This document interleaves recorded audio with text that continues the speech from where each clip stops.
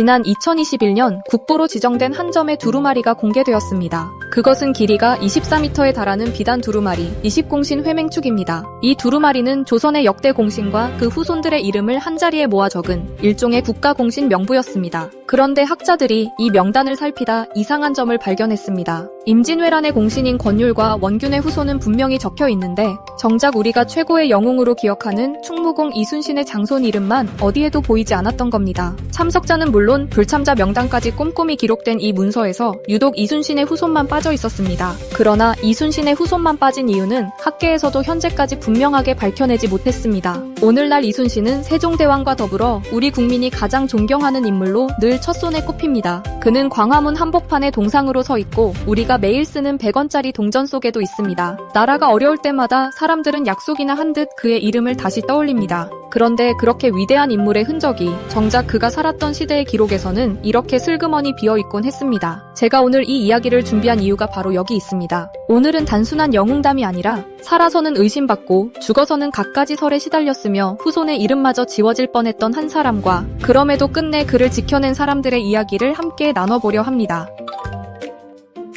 거북선, 그리고 명량, 또 하나, 싸움이 급하니 나의 죽음을 알리지 말라는 마지막 말입니다. 이 세 가지만으로도 우리는 한 사람을 떠올립니다. 그 사람은 충무공 이순신입니다. 임진왜란이 터지자 그는 옥포에서 첫 승리를 거둔 뒤 한산도 앞바다에서 하객진으로 일본 수군을 무너뜨렸습니다. 그리고 단 13척으로 133척의 적을 막아낸 명량의 기적을 썼습니다. 1598년 음력 11월 19일 그는 마지막 전투였던 노량 앞바다에서 적의 탄환에 맞고 숨을 거두었습니다. 여기까지는 우리 모두가 아는 이야기입니다. 그래서 오늘은 그 익숙한 영웅담의 바깥에 오래도록 떠돌아온 한 가지 의문을 꺼내보려 합니다. 그는 정말 그날 그렇게 죽었을까?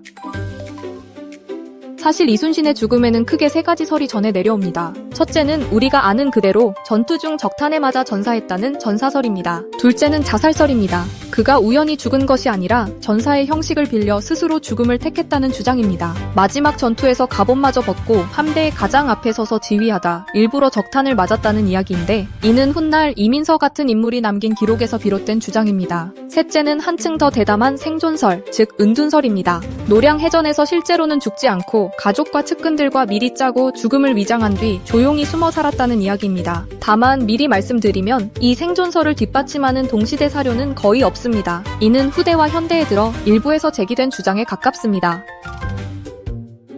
그렇다면 왜 멀쩡히 전사한 영웅을 두고 이런 이야기들이 끈질기게 살아남았을까요? 그 뿌리에는 당시 조선 사회에 대한 깊은 환멸이 깔려 있습니다. 전쟁이 한창이던 정유년, 이순신은 가토 기요마사가 바다를 건너온다는 정보를 받고도 섣불리 움직이지 않았습니다. 그런데 이 정보 자체가 일본의 이중첩자 요시라가 흘린 이간책이었습니다. 함정임을 의심한 이순신은 신중을 택했지만 선조는 이를 왕명거역으로 보아 그를 파직하고 한양으로 압송해 모진 국문을 가합니다. 그는 사형 직전까지 갔다가 정탁의 간곡한 상소로 겨우 목숨을 건져 백의동군의 길에 오릅니다. 그 빈자리를 채운 원균은 칠천량에서 일본의 유인책에 말려 조선 수군을 통째로 잃었습니다. 판옥선 약 150척과 7천여 명의 병사가 단 하루 만에 사라졌습니다. 이순신이 피땀으로 길러낸 최정예 수군이 그렇게 무너졌습니다. 문제는 이런 일이 이순신만의 비극이 아니었다는 데 있습니다. 함경도를 되찾은 정문부는 역모에 엮여 목숨을 잃었고 최고의 의병장 곽재우는 아예 벼슬을 버리고 숨어 살았으며 의병장 김덕령은 모함을 받아 죽었습니다.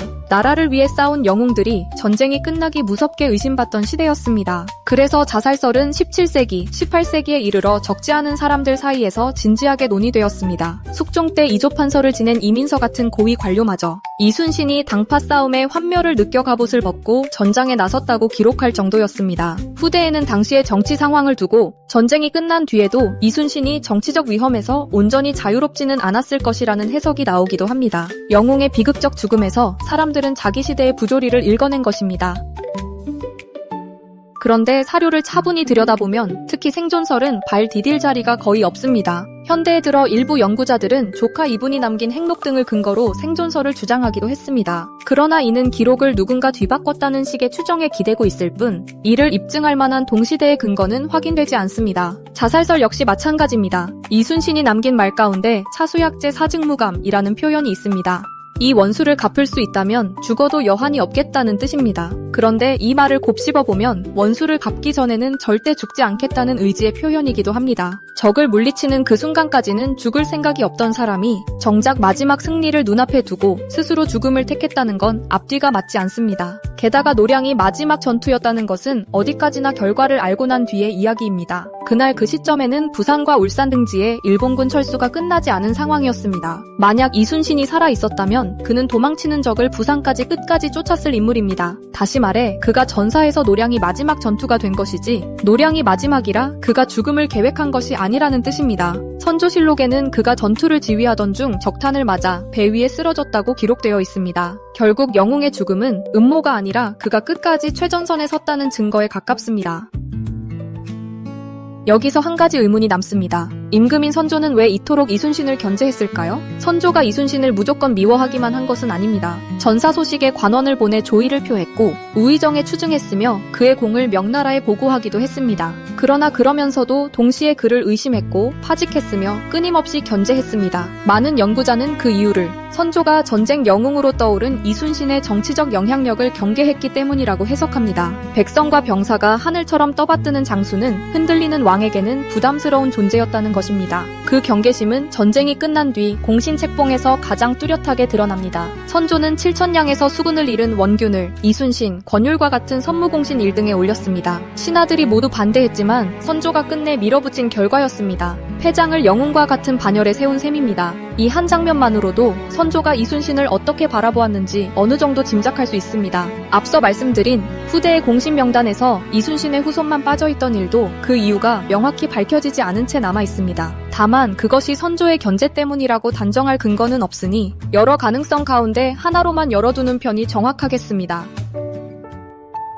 그런데 바로 이 지점에서 역사의 가장 흥미로운 반전이 일어납니다. 임금이 그토록 경계한 이순신은 시간이 지날수록 더 커졌습니다. 시작은 백성이었습니다. 그의 전사 소식이 전해지자 남녀노소가 고기를 입에 대지 않고 슬퍼했고 흰옷을 입었습니다. 조정이 시키지 않았는데도 백성들이 스스로 돈을 모아 사당을 세웠습니다. 더 놀라운 기록도 있습니다. 그가 죽고 200년도 더 지난 순조 8년, 그러니까 1808년에도 통영 백성들은 그의 기일이 되면 여전히 흰옷을 입었다고 합니다. 그는 조정이 만든 영웅이라기보다 백성들의 기억 속에서 더욱 큰 존재가 되어간 것입니다. 후대의 임금들도 결국 그 민심을 따라갔습니다. 인조는 1643년에 충무라는 시호를 내렸고 숙종은 1707년 그의 사당에 현충사라는 현판을 직접 하사했습니다. 그리고 정죄에 이르러 추앙은 절정에 달합니다. 정조는 그를 영의정으로 추증하고 신이 글을 지어 신도비를 세웠습니다. 임금이 신하에게 직접 신도비 글을 지어 내린 경우는 조선 역사에서 이순신이 유일합니다. 정조는 흩어진 그의 기록을 모아 이충무공전서로 엮게했고 이때 그 일기들이 비로소 난중일기라는 이름을 얻었습니다. 선조가 끝내 원균을 1등 공신에 올렸지만 시간이 흐른 뒤 후대의 평가는 극명하게 엇갈렸습니다. 원균에게는 책임론이 크게 부각된 반면 이순신은 누구도 가릴 수 없는 성웅이 되었습니다. 권력이 아무리 흔들려 해도 끝내 지워지지 않는 기억이 있다는 것을 이 한 사람의 삶이 보여준 셈입니다. 일제강점기에는 위기에 빠진 그의 묘소 땅을 지키려 많은 사람들이 성금을 모았고 광복 이후에는 광화문 한복판에 그의 동상이 세워졌습니다. 한 임금에게 견제받았던 장수가 400년이 지난 지금 한나라가 가장 사랑하는 인물이 된 것입니다. 결국 이순신의 진짜 위대함은 13척으로 적을 막은 그 전술에만 있는 것이 아닐지도 모릅니다. 제가 이 이야기를 끝까지 들려드리고 싶었던 이유도 거기에 있습니다. 살아서는 임금에게 의심받았고 죽어서는 갖가지 설에 시달렸으며 심지어 한 시대의 공신 명단에서는 후손의 이름마저 비어 있었습니다. 그렇게 몇 번이고 지워질 뻔했지만 그를 끝까지 기억하고 지켜낸 것은 언제나 이름 없는 평범한 사람들이었습니다. 어쩌면 그것이야말로 어떤 권력도 끝내 이기지 못한 이순신의 마지막 승리였을 것입니다. 지금까지 인생 지식 한 장이었습니다. 오늘의 한 장이 흥미로우셨다면 구독과 좋아요 그리고 알림 설정으로 이 기억을 함께 이어가 주세요. 다음 한 장에서 다시 찾아뵙겠습니다.